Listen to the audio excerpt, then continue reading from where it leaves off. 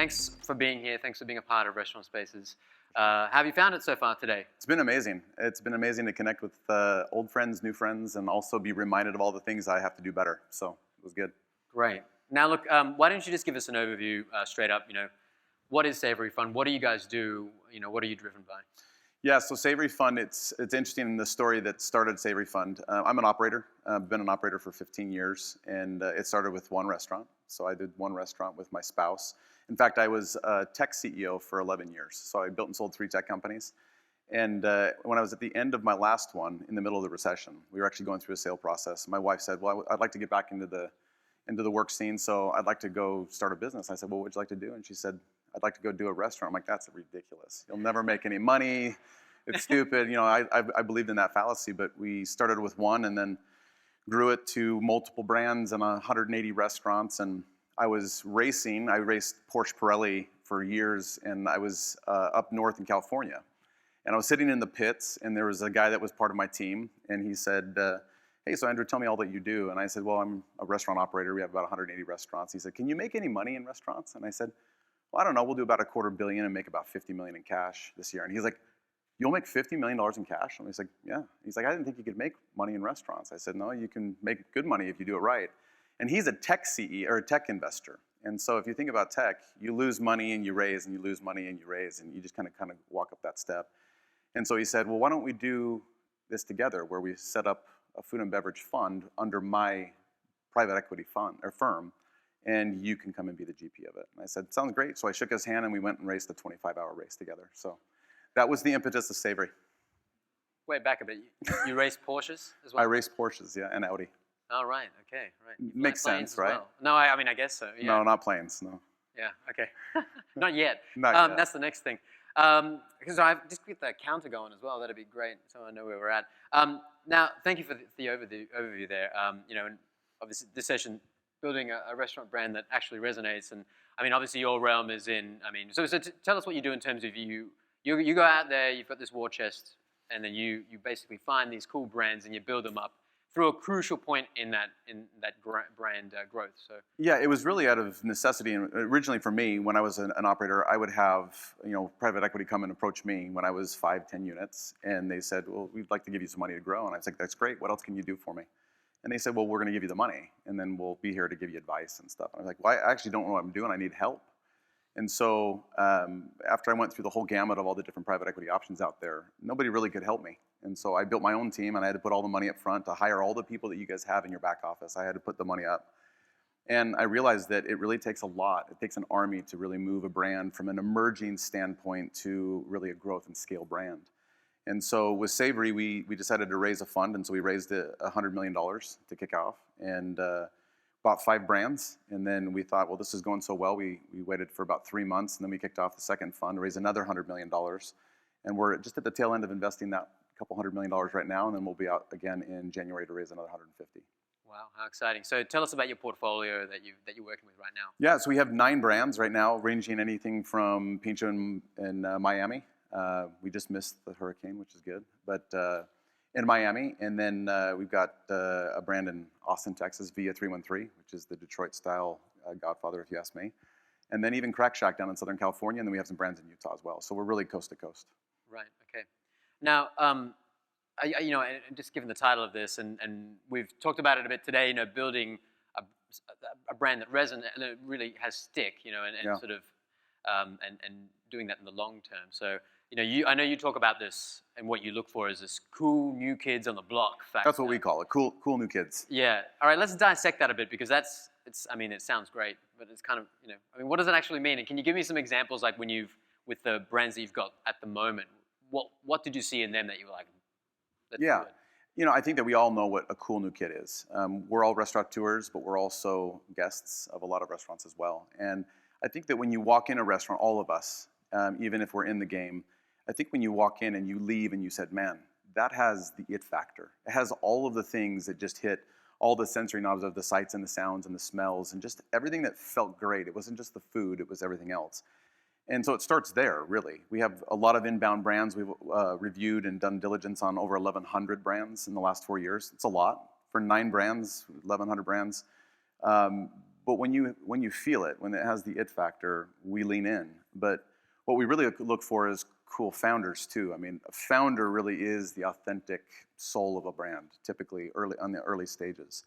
And so we look for brands that have not only cool founders, but a cool brand, cool ethos, cool authenticity, and something that we've seen some data. Like, we like to have data. People say, well, how do you know which brand to invest into?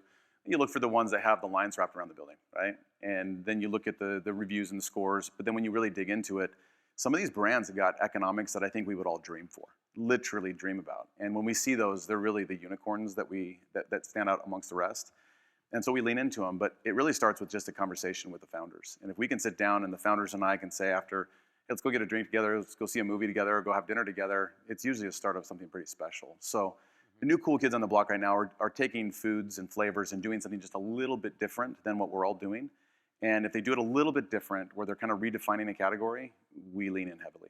Yeah, and I mean, they obviously have their finger on the pulse of what customers are going to like. They really seem to be tuned into that. I guess because they're just the damn cool kids on the block, and it's just ingrained in them. Yeah, for sure. But I mean, if we could take a step back, and I just want to throw a bunch of stuff at you because I know you have. Go for it. Right. Yeah. Great. I want to talk about the customer, and I hate this line. The customer's changing. How are they changing? But I mean, I've changed. I know I am sort of spending more time on social media apps. I know I order food online way more than I'd like to admit to myself. And a significant amount of my life is involved in thumb tapping, and I'm a different person than I was even a year ago. So I guess, how do you see the evolution of the customer? And I know that's different for every brand, but how difficult is it for brands to keep up with that? Yeah, I think that the customer and the customer journey is very different over the last several years, especially. From 15 years ago when I got into the industry, we had our first bakery and cafe concept that my wife and I did. And I remember getting orders on this thing called a fax machine, and then the orders came out, and it was like the Dead Sea Scrolls, you'd read the order like that way. I don't know what you're talking about. Yeah, I'll show you after this. I'll show you a picture online. But and then you advance here, and then we hit COVID, all of us, and it advanced, I think, technology by 10 years in a matter of months. And from being in technology, I was wondering why we lagged. We lagged so much. And during COVID, it pushed us all to be very technologically focused. And so I think it's been a good thing. But I would say this, that the guest, I think that is very different. I think that we just listened to the kiosk, this discussion just a moment ago. It was really good. I actually learned some things on that too. Not every guest is going to use that. Not every guest is going to use a phone to order. Not every guest is going to just walk in and want to talk to a cashier. And so I think that over-indexing is dangerous. I think for all of us, over-indexing on one category is dangerous. I have 9 brands. The guest for each one of our brands, whether it be a QSR brand, fast casual, premium fast casual, or even casual sit-down, they're not the same guest. They could be the same person going to each of those restaurants, but it's not the same guest journey. And so I think we have to meet the guest where they are for each of the brands that we have, because it's not all the same. Where it could work really well for BurgerFi, for instance, with the kiosk, might not work really, really well for some of my QSR brands or my tableside service brands. So I think the guest is very different. I think we have to meet them where they're at, not over-index. Right. And look, if a brand is cool today, I mean, especially if it's got this niche thing that they're doing and it might be hot right now, but how does that translate to the long term? And do you see something in your brands that is going to carry them through with longevity? Yeah, when we meet brands, they're usually brands that have been around 8 to 15 years. So they've been around for a while, and we have that data we can look at and say, this is a pretty resilient brand. When we get involved, though, we realize that there's this cult following, this cult-esque following behind these brands, and it's what makes it cool. So we think, how can we keep that, refine the brand a bit so that it's ready for scale? It's growing really well, but scale it's not ready for, and then not lose the cool factor. And that's really, really hard with an emerging brand to keep a cool company cool when you scale it. And I think growth and scale are extremely different, by the way. And so when we get it prepped and ready for scale, when we're adding additional units, we keep the founder extremely involved because they essentially created something cool. We don't want to screw it up. And we're very different too, where private equity typically will invest the money and then they'll say, good luck, let us know at the board meeting if you need anything. We have 80 people in our office. So we put the money in and then we put our force of 80 people that have all the disciplines of knowing how to scale a brand and establish a brand behind that emerging concept. I mean, imagine if you had 5 units, you wouldn't be able to hire 80 people that were experts at scaling that brand. So that's what we bring to the table as well. And when we do it, that's one of the first things we say is don't screw up the cool factor here, because the cool factor is the most important thing. And I think as we all grow, we can keep it cool, but when you scale and you add units, that's when it's very hard to keep it cool. Yeah, and then you mentioned that distinction just now to growth versus scale. So I mean, when you've got this brand that's really, it's got all this cult following, this cool factor, they're the new kids on the block, and then all of a sudden they're straight out of the gates with the growth. And then, I mean, what do you tell them? What do you get them to focus on instead of wanting to, spit out all the locations? Yeah, it's hard because when they come into kind of our umbrella at Savory, everybody wants units. They're like, where are the units? Let's go. Let's add 10 units this year. And I'm like, you have 5. Yeah. You don't want to add 10 on a base of 5 the first year. Now, do we get to that point? Of course. We have brands this next year that will add 30 units just for one brand. But at the end of the day, you have to be ready for scale. And so to get ready for scale, make sure that the existing units you have a good foundation and that they're growing. I believe that there's more profits and there's more of an established brand factor if you focus on the growth of your unit. So I think of all of the rooftops that we own, if they're growing, then scale. If they're not growing, pause and scale later. I think growth within what we all own today is what we have to focus on. But I tell you, I think that's one of the things that bothers me the most about meeting with younger entrepreneur restaurateurs is they look at all of the guys in the industry growing and scaling at the same time, and they think, well, I just want scale. I'm like, you're not even growing, you're flat or you're down a little bit. You need to focus on what you've got today and not worry about adding more units. How do you measure that then? How do you look at a brand and when they're telling you that, we want more units? What do you say, what are the things you get them to look at? Say like, well, you're underperforming here, or maybe we can boost this?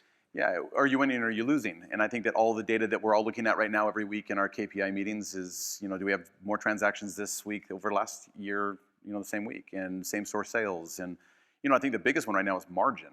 Margin's under so much pressure, I think, for all of us. It is for all of our 9 portfolio companies. And when I say under pressure, some are being pressured by 5 or 7 or 8%, and some are being pressured by only 1%.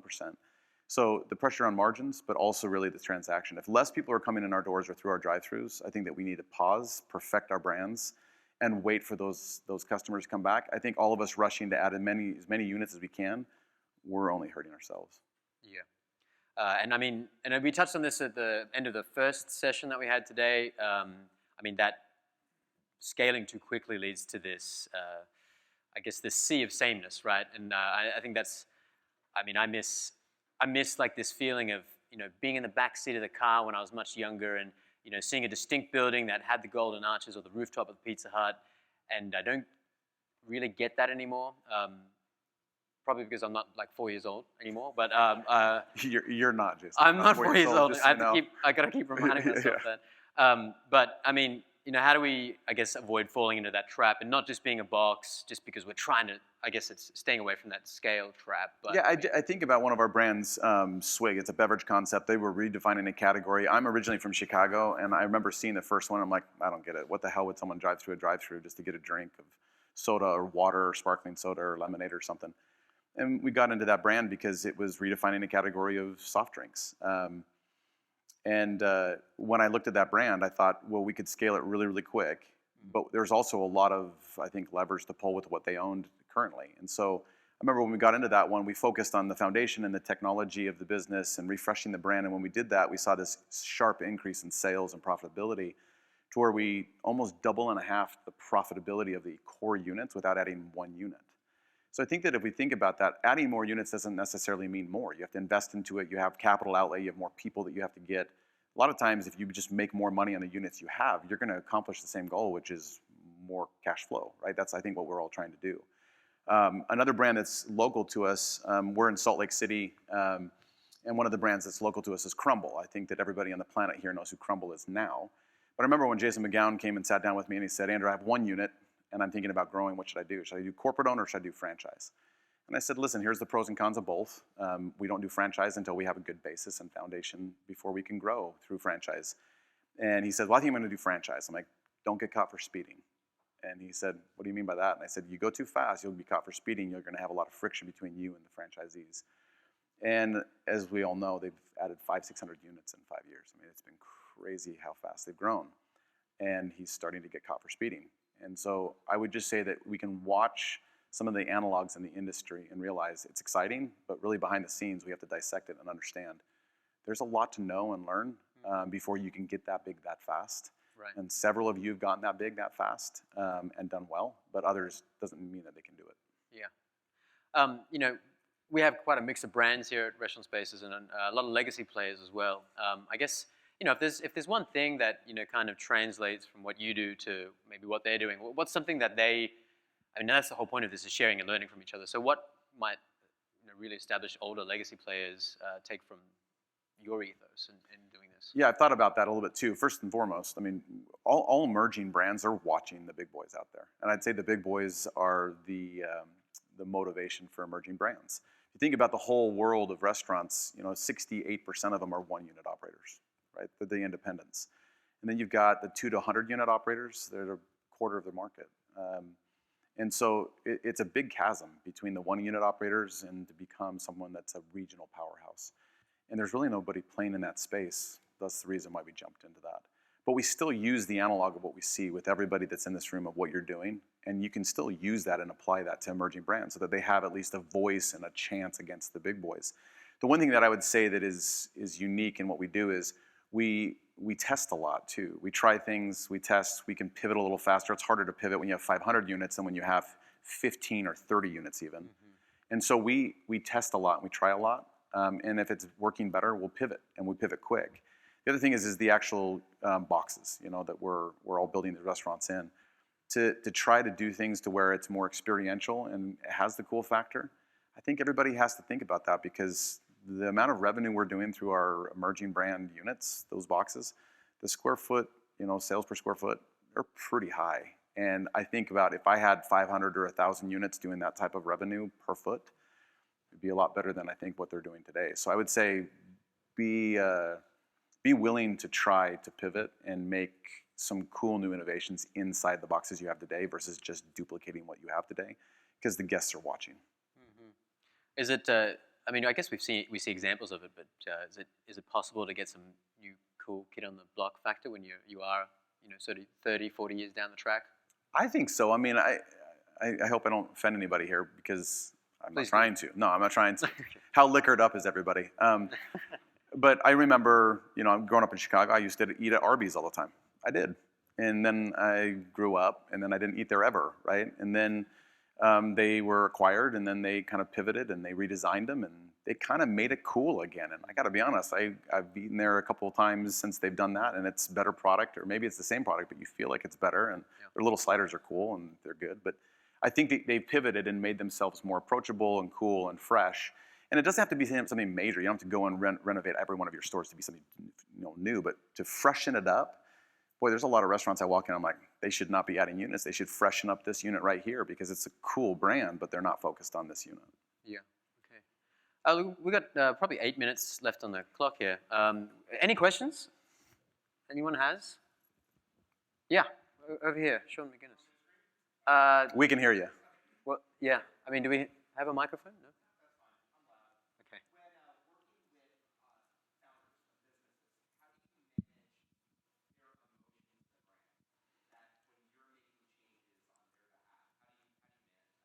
Yeah, so there's no founders have emotions. I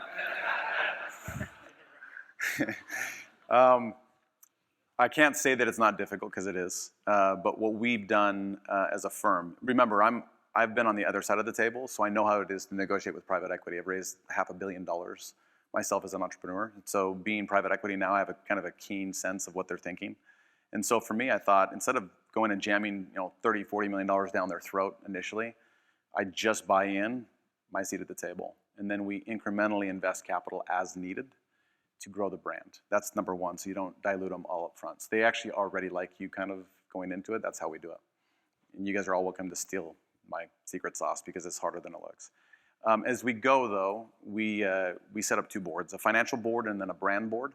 And the founders own the brand board. So they have the majority vote on the brand board. So if we wanted to change it to a popsicle stand from serving hot dogs, they would have to approve that. Anything from trade dress to, you know, the menu ingredients, any of that stuff, we let them control that because that's why we bought in. I mean, we bought in because it was working initially, and why would we want to screw that up? I'm not saying that we haven't ever almost screwed something up because we felt pretty passionate about it. So as long as you respect them and give them that power, it really has been very, very good for us. We've never really had that conflict. It's a good question, though, because there is no emotion at the founder table. We've got another question here. Sorry, can I grab the microphone and so we get it on the video, yeah. Thank you. Do you give a tool set to your brands, or do the brands have to go and work everything out from scratch? I know there's 80 people to help them, but do you say, here's your POS, your KDS, everything you need? Yeah, so again, because I've been on the other side of the table, I don't think going in and ripping out the carpet out from underneath the brand initially is a smart thing to do. So we typically wait 6 to 12 months before we do anything severe. And we don't give them a toolbox or a tool set. We walk through what's important to the brand. And like I said, the POS system for one brand is different than the other brand because it works better for what they're trying to accomplish.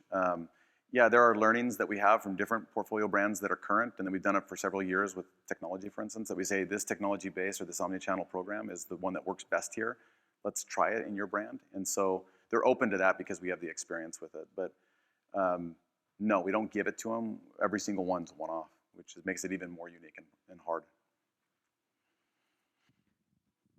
Anyone else with a question? I realize we do have a bit more time than I realized.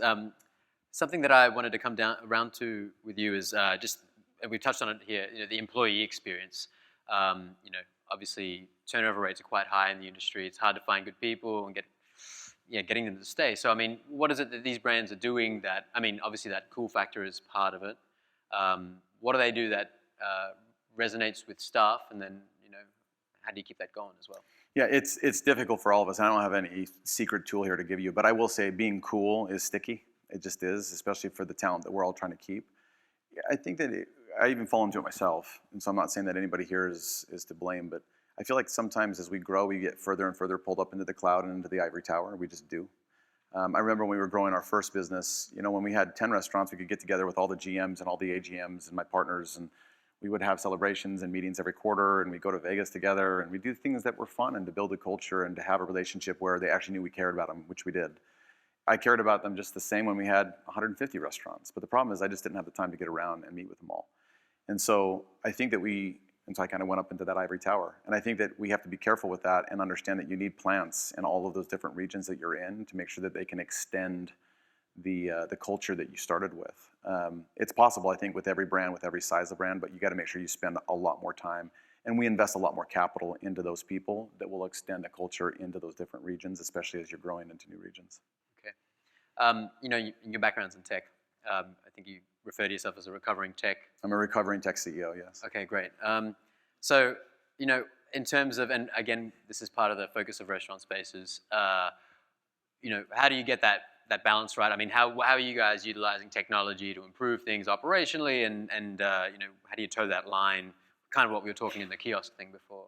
Yeah, first of all, I don't think customers like rapid change, right? So I think that you ease things in, it's better. I remember when I was a tech CEO, I would sit in my meetings with my technology team, and my CTO would be sitting there, and they'd say, we should add this, and we should add this, and we should add this. And there's a common terminology in technology, it's called scope creep, and I think that everybody has an issue with scope creep in this industry too. We have to probably toe the line of what people want. That is just really good service, good experience, good food, and value for their dollar. And if we can kind of figure out how to just stay on that track, and then let technology assist in that, I think that's the right way to go with technology. Mm-hmm. It's not to say that we're not using more and more technology and leaning on it for the data to make it so that we can make changes. And that's one of the things that we really have better is your guys' data helps me, and my data should probably help you guys make better decisions. But at the end of the day, data is really helping us make better decisions as, I think, an industry, and also, of course, for my portfolio. Yeah, okay. Is there anything that you see in the industry, do you have a pet peeve, or does anything piss you off about the way that things are doing? Or is there a mindset that you wish the industry would drop, or or something that you would like to see more of?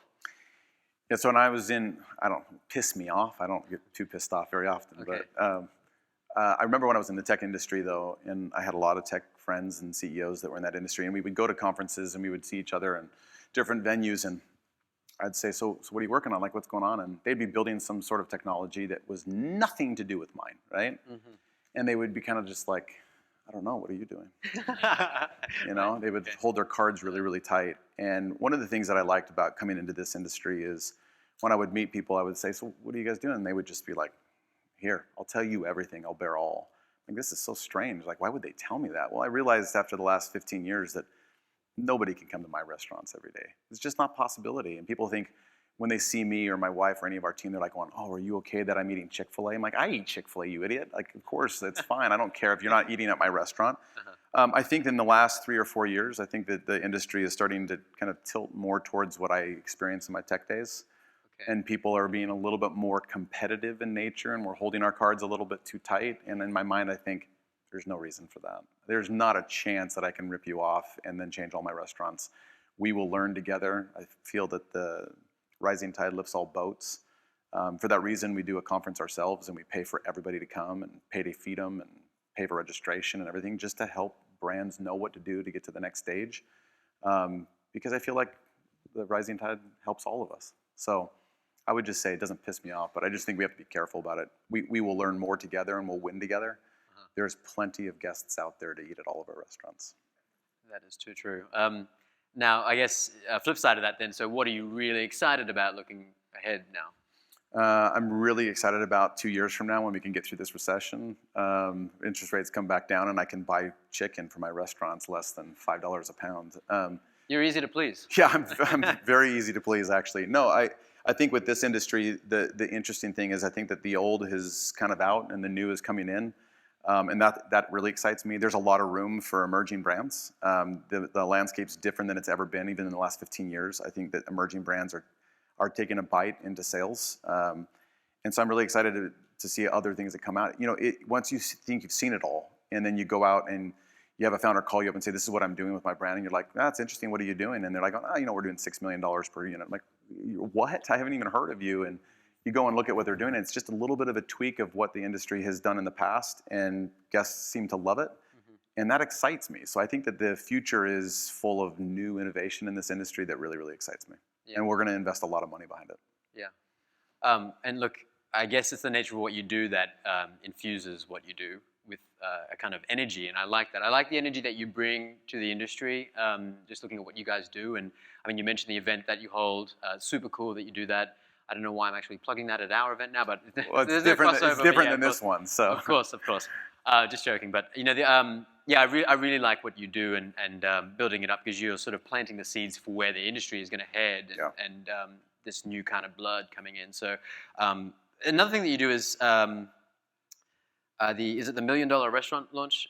Tell us a bit more about that. You know, we have hundreds of restaurants that contact us and we say we're not ready yet to make an investment, but these are the things that we would do. So we want to be their friends and kind of coach them, and that's one of the reasons why we do the Restaurantology Summit. But we decided, my partner and I, one time we were sitting on the back of his boat down in Lake Powell in Arizona, and he said, we should do something that nobody's ever done before, and that is just give $1 million to someone that's really trying to go from 1 unit to 2 units. It's just, that's a hard leap, the 1 to 2. And then let's give them the whole Savory team and help them do it. I'm like, that's a pretty dope idea. And so we launched it. It was the $1 million restaurant launch. We launched it last year. We had several hundred people apply, and got it down to 6 different groups, then down to 4, and we flew out to each of them and met their families and had dinner with them and learned about their brand. And they had one unit.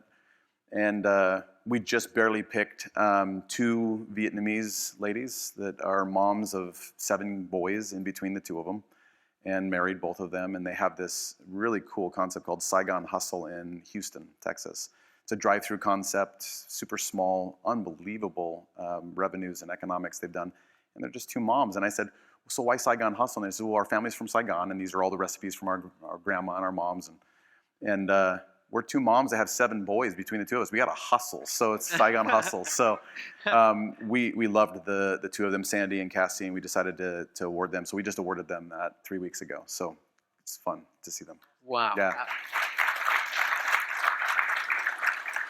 So when you're in Houston, you got to go try it out. Saigon Hustle, it's super cool, fun. Do it. Yeah, Vietnamese concept, QSR. And then we have the first unit that we're going to do together already identified, and we're negotiating lease. So that could be done in a week, and it could be done in 9 months, depending on how long leases take to negotiate nowadays.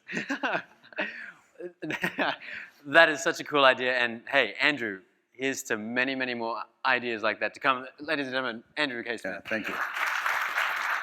Thank you so much. Yeah, thank you, Jason.